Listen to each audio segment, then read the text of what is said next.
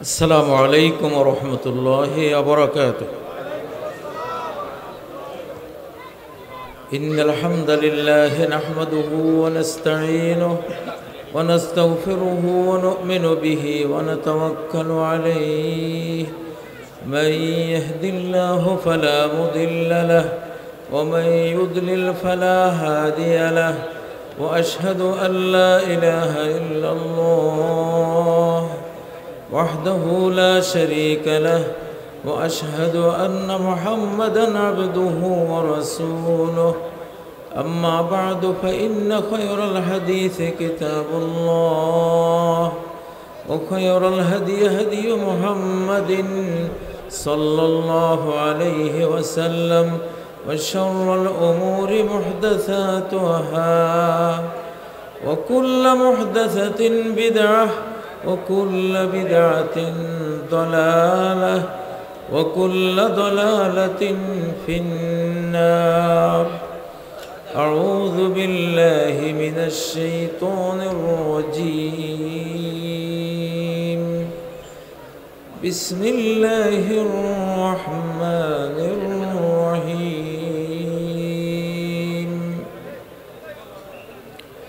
ونريد أن نمن على الذين استضعفوا في الأرض ونجعلهم أئمة ونجعلهم الوارثين.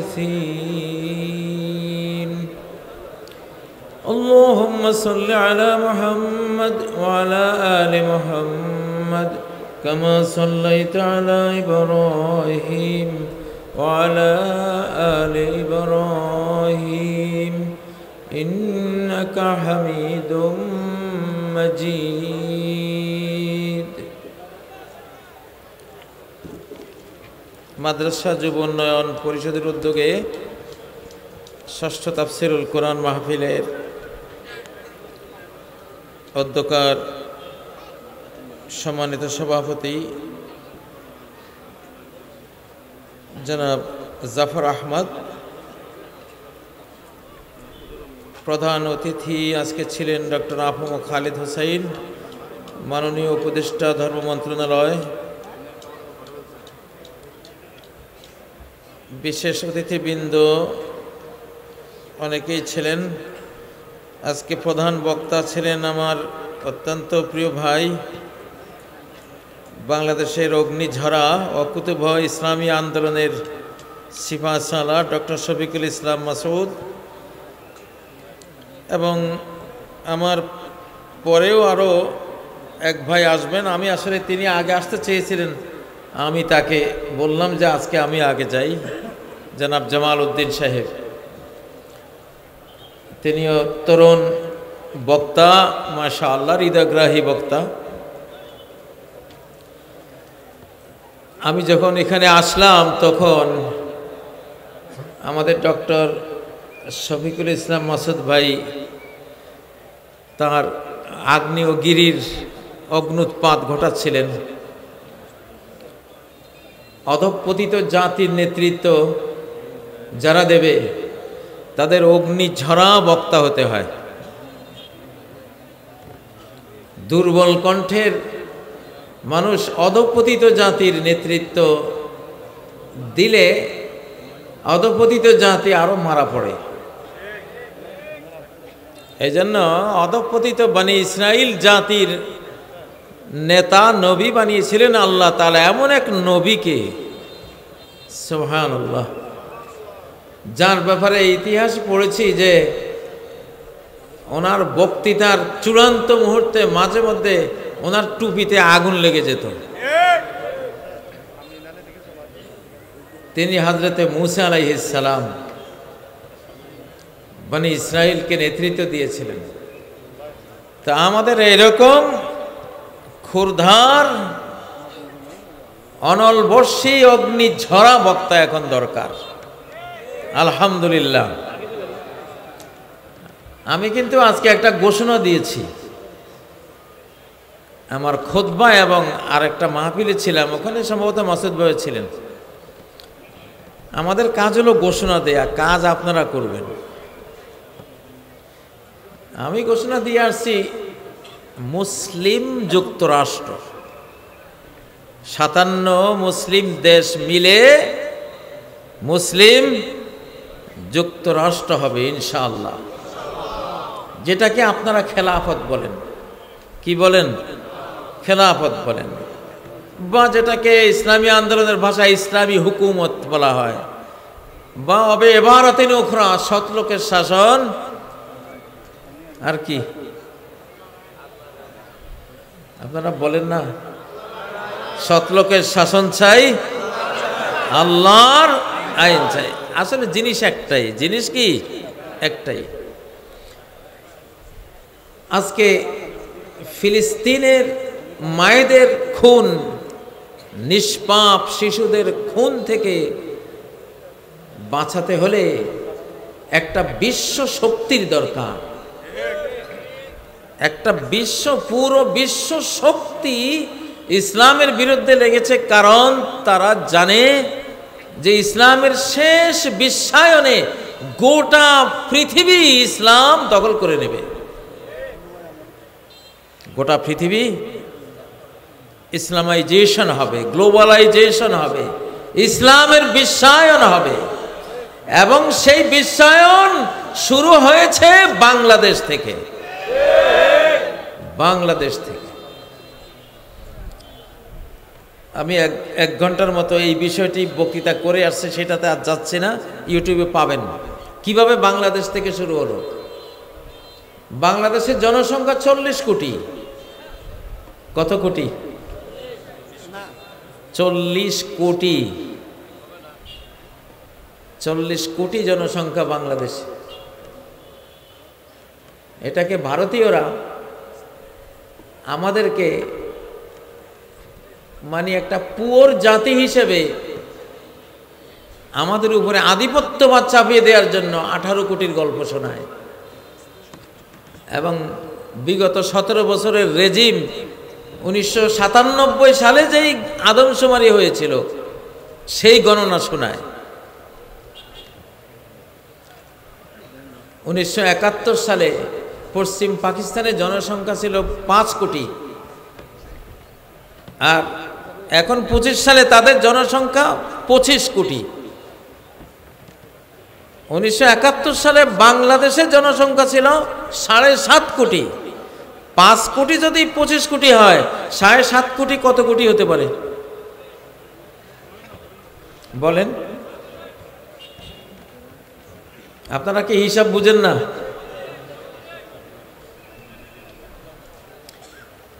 বর্তমান পৃথিবীতে 20 কোটি জনসংখ্যা যে রাষ্ট্রের নাই, সে রাষ্ট্রের কোনো শক্তি নেই, ভ্যালু নেই। কমপক্ষে 20 কোটি জনসংখ্যা যাদের নাই, তাদের কোনো ভ্যালু নাই, শক্তি নাই। তুরস্কের এরদোগানের জনসংখ্যা 8 কোটি, মাত্র 8 কোটি। এই জন্য উনি তাজাকিস্তান, কিরগিজস্তান সহ, আজারবাইজান সহ তার যেই তুর্কি জাতি, তাদেরকে একসাথ করতে প্রাণান্ত চেষ্টা করছেন জনসংখ্যার ঘাটতিটা পূরণ করার জন্য। এবং এরদোগানের রাজনীতি বুঝে বিশ্ব খেলোয়া, এই জন্য বিভিন্ন দেশে, কাতারে, ইরাকে, আফ্রিকায় সামরিক ঘাঁটি করছেন। বাংলাদেশেও তিনি আসছেন তার জনসংখ্যার ঘাটতি পূরণ করার জন্য। আমরা মুসলিম যুক্তরাষ্ট্র যদি হই, আজকে মার্কিন যুক্তরাষ্ট্র আমাদের ইসলামিক যুক্তরাষ্ট্র থেকে শিক্ষা নিয়ে তারা যুক্তরাষ্ট্র হয়েছে। নবীজির যে মদিনা রাষ্ট্র, সেটা কি ছিল? মুসলিম যুক্তরাষ্ট্র ছিল। যেখানেই মুসলিম দেশ থাকবে, একজন প্রেসিডেন্ট থাকবে। এক ওমর অর্ধ পৃথিবী শাসন করেছিলেন না? আজকে ফিলিস্তিনের যেই গণহত্যা, এটা কি ফিলিস্তিনের পক্ষে মোকাবেলা করা সম্ভব না। এটা সিরিয়ার পক্ষেও সম্ভব না, এটা আরব জাহানের পক্ষেও সম্ভব না। এটা গোটা মুসলিম জাহান ঐক্যবদ্ধ হলেই কেবল কি মোকাবেলা করা সম্ভব। এজন্য আমি নিজেই আজকে ঘোষণা দিলাম, কোরআনের প্রেডিকশন, হাদিসের ভবিষ্যৎবাণী, এই সব কিছু মিলিয়ে চিন্তা করলাম একটা ঘোষণা দিয়ে দেই ইনশাআল্লাহ। ঘোষণা আসলে পরে 57 মুসলিম রাষ্ট্রের 57 প্রেসিডেন্ট তারা চিন্তা করুক যে মুক্তির পথ তো আছে আমাদের, নাকি নেই? প্রিয় ভাইয়েরা, এখন ইসলাম বিজয়ী হবেই। আমার বক্তব্যগুলি আপনারা ফলো করবেন। আমি কিন্তু একেবারে রুট লেভেলের কথাগুলি আপনাদেরকে পরিবেশন করার চেষ্টা করি। বক্তব্যগুলি আগেরটা শুনলে পরেরটা বুঝবেন, আগেরটা না শুনলে পরেরটা বুঝবেন না। 40টা বছর তো হাদিস পড়ালাম, 40 বছর মাহফিলে বক্তৃতা করলাম, 25 বছর মিডিয়ায়, বিভিন্ন ইলেকট্রনিক মিডিয়ায় পুরো দমে ইসলামিক বক্তৃতা করলাম এবং বিভিন্ন সেমিনার, সিম্পোজিয়াম সহ এই দীর্ঘ জীবনে এগুলো করতে করতে এখন লাস্টে এসে অভিজ্ঞতা বেড়েছে না কমে গেছে? সেজন্য দুনিয়া এখন আপনাদের, দুনিয়া এখন ছাত্রদের। আফগানিস্তান ছাত্ররা চালায়, তালেবান মানে ছাত্র, তালেবান মানে কি ছাত্র, আফগানিস্তান ছাত্ররা চালায়, বাংলাদেশও ছাত্ররা চালায়। আল্লাহ তাআলা ছাত্রদেরকে পছন্দ করেছেন, ছাত্রদেরকে পছন্দ করেছেন। তারা নতুন প্রজন্ম, নতুন পৃথিবী তারা গড়বে। আল ইসলাম ইয়ালু ওয়ালা ইউলা, ইসলাম সবার ঊর্ধ্বে থাকে, ইসলামের ঊর্ধ্বে কোনো কিছু থাকে না। তবে বিজয়টা হবে ইসলামের। কার? যদি আপনি যেটা করছেন সেটা যদি খাঁটি ইসলাম হয়, সেটা কি হবে? বিজয়ী হবে। দাড়ি রাখা কি ইসলাম নাকি ইসলাম না? আজকে যখন দেখি ক্রিকেট খেলোয়াড়রাও দাড়ি রাখছে, ফুটবলার তাদের মুখেও দাড়ি, ঠিক না? অধিকাংশ বিশ্বে যারা আজকে নেতৃত্ব দেয়, সাংস্কৃতিক কর্মী, বিজ্ঞানী, ডক্টর এবং আমাদের তরুণ সমাজ গণহারে এখন দাড়ি রাখছে, ঠিক না? এক সময় দাড়ি রাখলেই তার উপরে দুনিয়ার যত অপবাদ, মৌলবাদ, যত টেরোরিজম, জঙ্গি, হাবি জাবি, মানে ব্যাকডেটেড সমস্ত অপবাদের বোঝা কাঁড়ি কাঁড়ি অপবাদ তার উপরে বর্তাতো, ঠিক না? এখন কি সেটা আছে? এখন দাড়ি বিজয়ী হয়েছে। কি বিজয়ী হয়েছে? কি বিজয়ী হয়েছে? কেন? কারণ দাড়ি ইসলাম। দাড়ি কি ইসলাম, দাড়ি ইসলামের সত্য, সত্য একটা বিধান। قال يا ابن أم لا تأخذ بلحيتي। মুসা আলাইহিস সালাম যখন দেখলেন যে গরুর বাছুর পূজা করছে, হারুন তুমি কি করছিলা? মুসা আলাইহিস সালামের রাগ খুব দেখে হারুন আলাইহিস সালাম বলছেন লা তাখুজ বিলহিয়াতি, আপনি আমার দাড়ি চেপে ধরেন না। তাহলে বুঝে গেল হারুন আলাইহিস সালামের কি ছিল? দাড়ি ছিল। ফেরাউনেরও দাড়ি ছিল, ফেরাউনের দাড়ি ছিল। আবু জাহেলেরও কি ছিল? দাড়ি ছিল। তো সর্বপ্রথম এদেশে দাড়ি কাটা শিখিয়েছে ইংরেজরা। কারা? ইংরেজরা। 1945 সালের দিকে একজন মহিলা গ্রাম বাংলা থেকে ঢাকায় ঢুকলেন। ওনার জীবনে উনি দাড়ি কাটা কোনো পুরুষ দেখেন নাই। ঢাকায় ঢোকার পরে উনি দাড়ি কাটা একজন পুরুষ দেখে প্রশ্ন করলেন, এটা কি মানুষ? দেখতে তো পুরুষ বলে মনে হচ্ছে, কিন্তু দাড়ি নেই। এক সময় সবাই গণহারে দাড়ি রাখতো, কিন্তু আরেক সময় দাড়িটা চরমভাবে কলঙ্কিত হয়েছে ইংরেজদের কারণে, আবার সেই দাড়ি বিজয়ী হয়েছে। এখন দাড়ি একটা ফ্যাশনও, ঠিক না? এখন দাড়ি না রাখলে এটা খারাপ লাগে, দাড়ি রাখলে ভালো লাগে, তাহলে যেটা ইসলাম সেটা বিজয়ী হচ্ছে কিনা? উলঙ্গপনা তো সমাজে আছে, আমরা জানি, কিন্তু কম্পেয়ার করলে আমার মনে হয় বোরকা বিজয়ী হয়েছে, ঠিক না? আমাদের সমাজে বোরকার সংখ্যাটা কি কমেছে না বেড়েছে? ওয়ান্তুমুল আ'লাউনা ইন কুনতুম মুমিনিন, তোমরা উপরে থাকবা যদি তোমাদের ভেতরে ঈমান থাকে। যদি কি থাকে? ঈমান থাকে। প্রিয় ভাইয়েরা, ঈমানের সাথে কেউ পারে না, ঈমানের সাথে কেউ বিজয়ী হতে পারে না। যেটা ঈমান এটা বিজয়ী হবে। এখন আল্লাহু আকবার স্লোগান বিজয়ী হবে। জয় বাংলা পরাস্ত হয়েছে কিনা? আল্লাহু আকবার বিজয় হয়েছে কিনা? আল্লাহু আকবার। তাইলে আপনারা ইসলামের বিজয় টের পাচ্ছেন তো? টের পাচ্ছেন না? ইসলামের বিজয় বাংলাদেশে হয়ে গেছে আলহামদুলিল্লাহ। বাংলাদেশে ইসলামী মুসলিম যুক্তরাষ্ট্র বাংলাদেশে সূচনা হয়ে গেছে। ডক্টর ইউনূস এমন একটা মানুষ আল্লাহ বাংলাদেশকে দিলেন, সারা পৃথিবীর প্রেসিডেন্টের উনি স্যার। তুরস্কের প্রেসিডেন্টের মতো এরকম সুলতানে তুর্কি, উনি ওনাকে স্যার বলে। মানে একটা মুসলিম যুক্তরাষ্ট্র তৈরি হলে যে একজন সুলতান সেখানে আসবে, সেই রকম একটা সুলতানি হাবভাব, সুলতানি একটা বিশ্বব্যাপী গ্লোবাল সেলিব্রিটি হওয়ার এই ভাবগুলি, এই দৃশ্যগুলি আমরা ডক্টর ইউনূস সাহেবের মধ্যে দেখতে পাচ্ছি কিনা?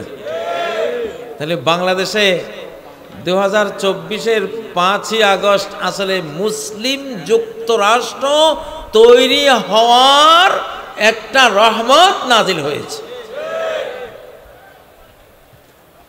ফিলিস্তিনকে রক্ষা করার 2/3 দায়িত্ব বাংলাদেশের উপরে। কোন দেশের উপরে? এটা আমরা জানি। আমরা হলাম স্রষ্টার বাঁশি, তিনি যখন বাজান তখন বাজি। এই বাংলাদেশে বহু শাহজালাল আছে, বলে গেলাম, কোন গৌর গোবিন্দের কোন চক্রান্ত সফল হবে না ইনশাআল্লাহ।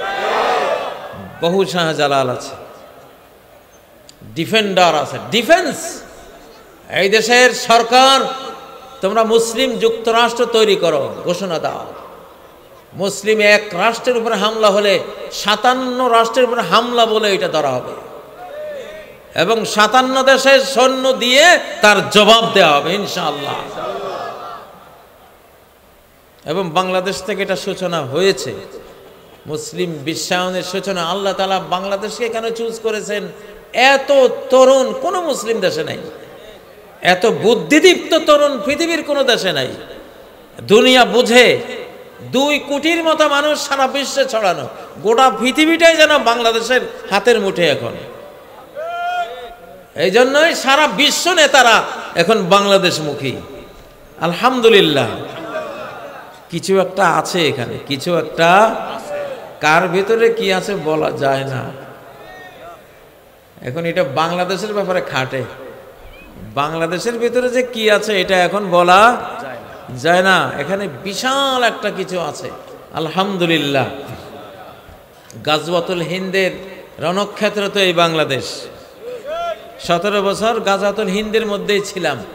এখনো হিন্দুস্তান বসে বসে 24 ঘন্টা আমাদের বিরুদ্ধে মিডিয়া যুদ্ধ চলছে কিনা?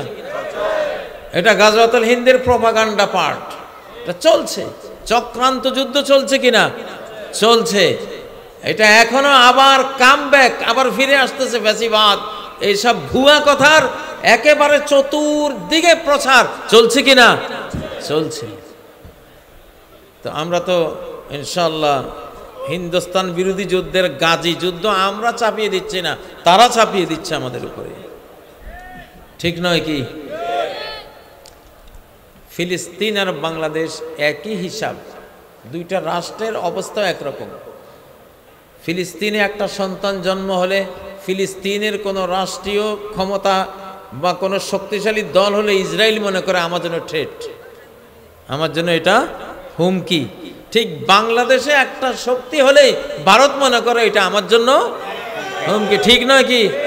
তো ফিলিস্তিনকে যেমন র আর মোসাদ আর র মিলে তারা ধ্বংস করছে, এই বাংলাদেশের পিছনেও র মোসাদ আছে, কঠিনভাবে আছে।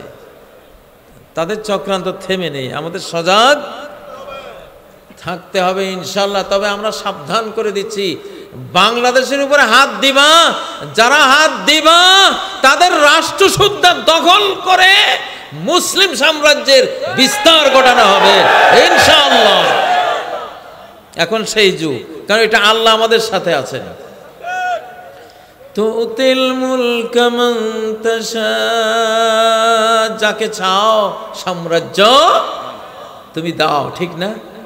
খন্দক যুদ্ধে নবীজির সাহাবীরা পরীক্ষা খনন করছেন, এমন এক পাথর পড়লো ওটা কোনো কোদাল দিয়ে বেলচা দিয়ে ভাঙ্গা যায় না। নবীজি আসলেন, তিনি কোপ দিলেন, নবুয়তের হাতের কোপ খেয়ে ওটা ফেটে গেল আর একটা আলো বেরিয়ে গেল। সেই আলোতে পারস্য সাম্রাজ্যের বিল্ডিংগুলো নবীজি দেখলেন, প্রাসাদগুলো দেখলেন। তিনি বললেন যে তোমরা সুসংবাদ গ্রহণ করো, পারস্য সাম্রাজ্য তোমরা দখল করবা। আরেকটা কোপ দিলেন, পাথর বাংলা একটা আলো বিচ্ছুরণ হয়ে রোমান সাম্রাজ্যের প্রাসাদগুলো দেখা গেল। নবীজি বললেন রোমান সাম্রাজ্য তোমরা দখল করবা।